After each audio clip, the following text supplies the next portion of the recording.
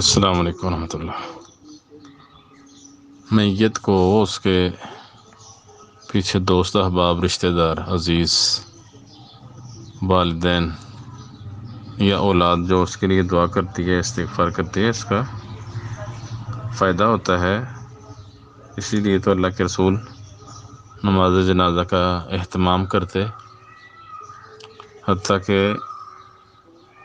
وہ عورت یا مرد جو مسجد کی صفائی کیا کرتا تھا، صحیح بخاری میں روایت ہے، آپ کو جب اطلاع ملی، صحابہ اکرام اس کا جنازہ پڑھ چکے تھے، اس کے باوجود اللہ کے رسول اس کی قبر پہ جا کے اس کی نماز جنازہ پڑھی اور کہا کہ میرے استغفار کا فائدہ ہوتا ہے، اس سے مردوں کو قبر میں سکون ملتا ہے۔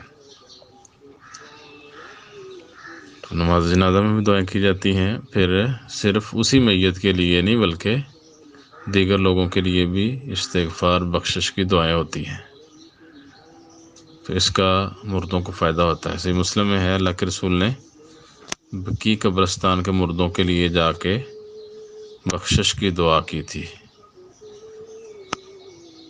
تو یہ ساری چیزیں اس بات پر دلالت کرتی ہیں کہ میت کو دعاؤں کا فائدہ ہوتا ہے، اس لیے لواحقین کو میت کے لیے دعائیں کرتے رہنا چاہیے۔ عمومی طور پہ جو روایتیں کی ہیں کہ میت کو مرنے کے بعد اس کی 3 چیزیں صدقہ ہوتی ہیں، فائدہ ہوتا ہے، ایک نیک اولاد جو اس کے لیے دعا کرتی ہے، تو ایسے عموماً ہوتا یہ ہے کہ والدین پہلے فوت ہوتے ہیں، اولاد بعد میں فوت ہوتی ہے۔ تو اگر اولاد پہلے فوت ہو جائے تو اسی طرح جس طرح والدین کو اولاد کی دعاؤں کا ثواب ملتا ہے، فائدہ ہوتا ہے، اسی طرح اگر اولاد پہلے فوت ہو جائے، والدین اس کے لیے دعا کریں تو والدین کی دعائیں بھی اس کے لیے کار خیر کا باعث بنتی ہے، فائدہ ہوتا ہے۔ اس طرح استغفار کی وجہ سے، میت کی استغفار کی وجہ سے میت کے گناہ بھی کم ہوتے ہیں اور اس کے درجات بھی بلند ہوتے ہیں۔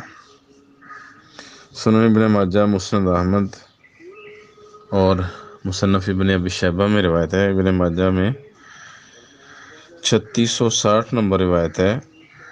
ابو ہریرہ رضی اللہ تعالیٰ عنہ بیان کرتے ہیں کہ رسول اللہ صلی اللہ علیہ وسلم فرمایا، ان الرجل لترفع درجته فی الجنۃ، انسان کا جنت میں درجہ بلند ہو جاتا ہے۔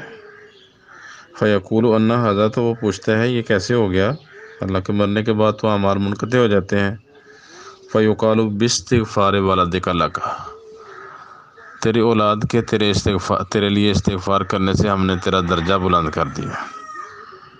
تو سند اس کی حسن ہے، تمام راوی ثقہ ہیں سوائے عاصم بن بہدلہ کے، یہ حسن درجے کا راوی ہے۔ تو اس سے شارحین نے یہ استدلال کیا ہے کہ اولاد کی دعاؤں سے والدین کے درجات تو بلند ہوتے ہیں۔ اس کا عمومی فائدہ یہ ہے اس حدیث کا کہ میت کے لیے جب اس کے پیچھے استغفار کیا جائے تو اس استغفار کی وجہ سے اس کے گناہ بھی مٹتے ہیں اور جنت میں درجات بھی بلند ہوتے ہیں۔